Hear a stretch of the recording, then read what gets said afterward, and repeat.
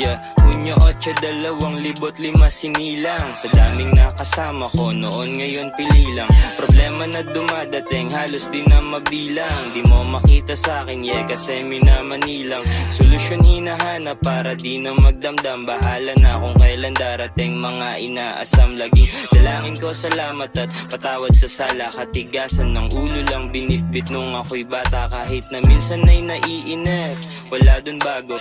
Kapag nasobrahan na magpigil may maglalaho. Kakasawa ring umintindi ng panggagago.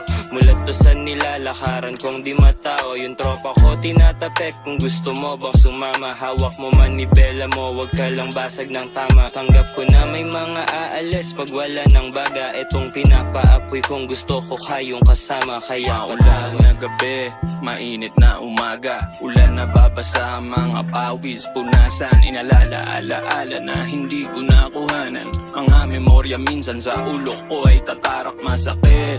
Di ko ininda ang G sa halip. Sinulat ulang bayan kalakip ng mga karanasan na sa akin dumating. Niyakap palungkot, saya ang humalik.